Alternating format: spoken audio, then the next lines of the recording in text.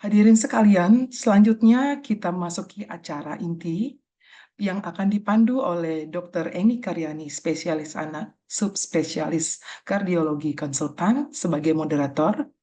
Sebelumnya, saya akan membacakan kurikulum vitae beliau sebagai berikut.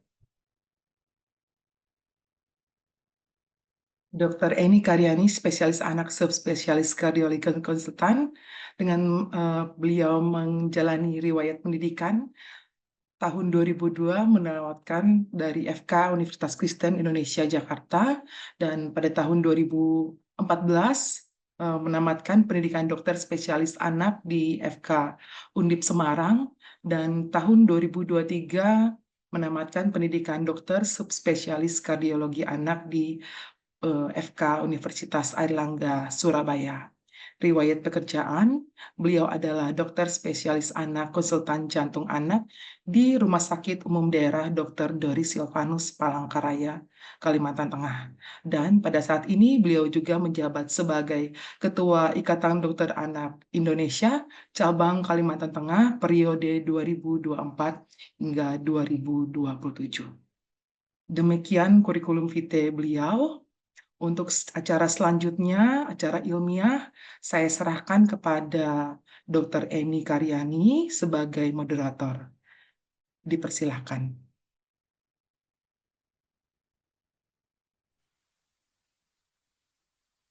Ya, terima kasih Dr. Desi.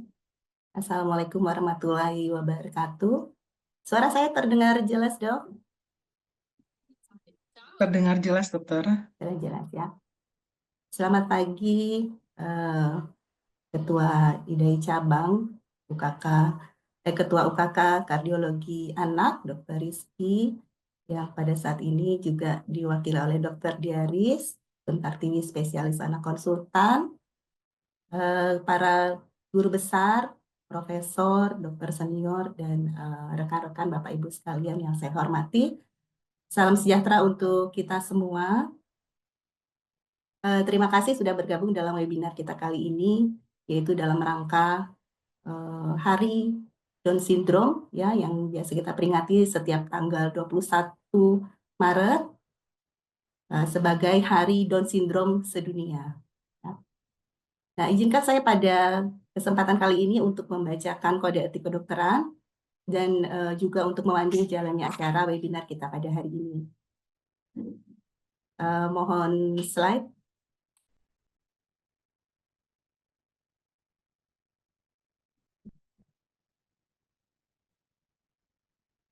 Jadi sesuai dengan anjuran IDI dan IDAI, ya pada setiap seminar atau simposium kita perlu disegarkan dengan masalah etik kedokteran.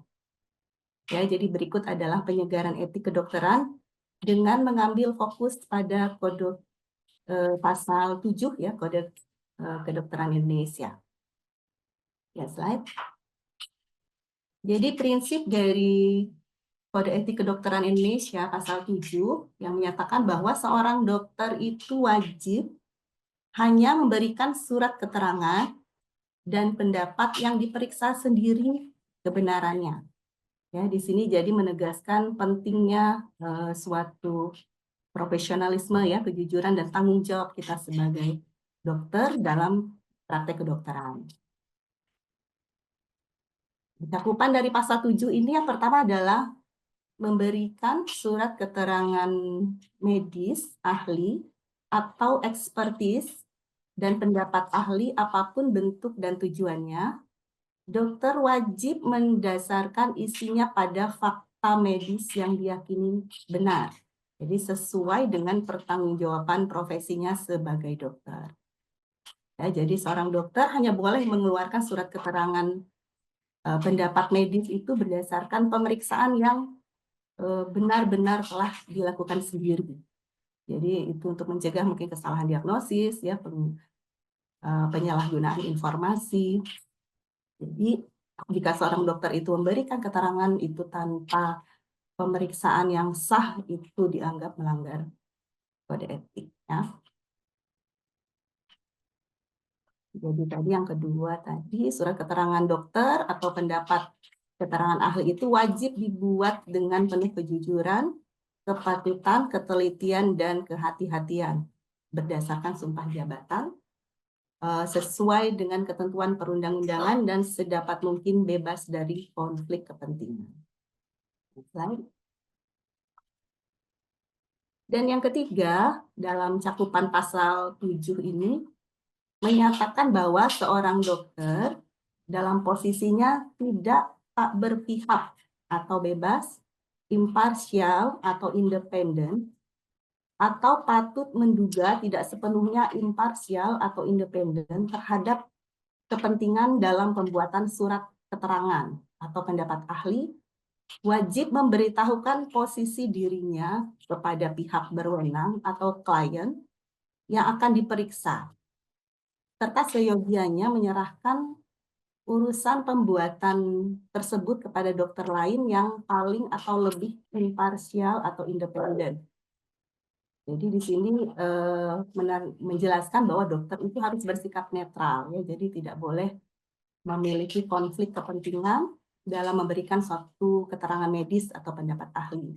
Jadi kalau misalnya dokter itu tidak bisa bersikap netral, misalnya ada hubungan keluarga atau profesional dan kepentingan yang lain dengan pasien atau pihak terkait, merasa dirinya tidak bisa bersifat imparsial, maka memang disarankan untuk menyerahkan tugas itu kepada dokter lain, ya, yang lebih netral dan tidak memiliki konflik kepentingan seperti itu, ya. Baik, yang keempat ini seorang dokter dalam membuat surat keterangan ahli seyogianya melaksanakan di instansi atau lembaga yang paling imparsial atau independen dari tempat dia bekerja, atau melaksanakannya atas nama organisasi profesi tempat ia menjadi anggotanya. Jadi di surat keterangan ahli itu dibuat di lembaga atau instansi yang tidak memiliki konflik kepentingan dengan dokter yang bersangkutan. Jadi kalau dokter itu bekerja di suatu instansi yang memiliki keterkaitan dengan pihak yang berkepentingan dalam kasus tersebut, maka resiko ketidaknetralan itu akan dalam memberikan surat keterangan ahli.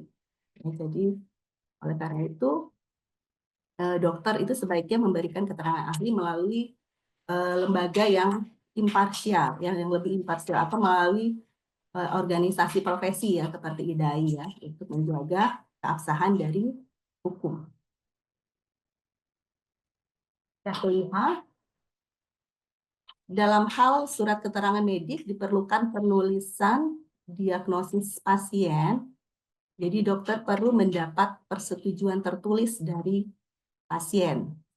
Ya, seperti yang kita ketahui bahwa informasi medis itu juga termasuk diagnosis itu adalah rahasia, ya, tidak boleh dibocorkan tanpa izin. Jadi kita harus selalu meminta persetujuan dari pasien. Nah, ini adalah contoh perilaku dokter yang melanggar pasal ini. Yang pertama, seorang dokter dilarang memberikan pendapat mengenai pasien yang diperiksa oleh sejawat lain tanpa permintaan dari pihak berwenang dan tanpa memeriksa atau melihat sendiri pasien tersebut. Jadi kita tidak boleh memberikan pendapat medis kepada pasien yang ditangani oleh dokter lain, ya, tanpa permintaan izin atau permintaan resmi, ya.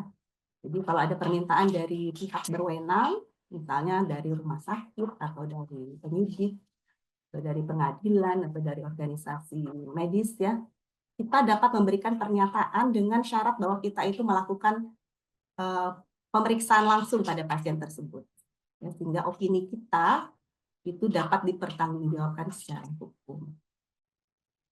Kemudian yang kedua, seorang dokter itu tidak boleh membuat surat keterangan sakit bagi orang tua atau pengantar yang tidak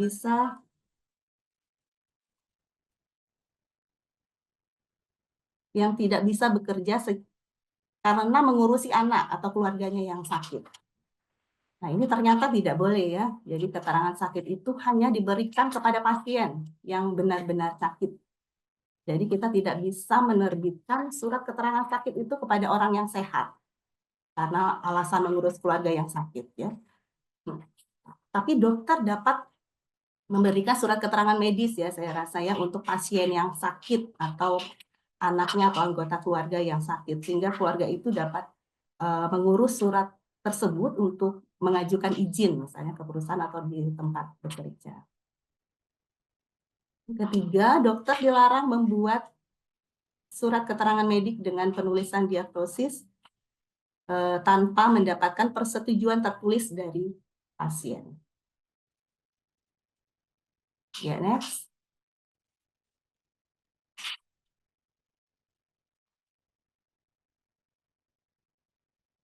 Habis ya Mbak ya. Next. Ya, tadi. Selamat mengikuti webinar kita pada simposium kali ini. Semoga bermanfaat dan meningkatkan pengetahuan kita dalam menjalankan praktek kedokteran. Mohon maaf.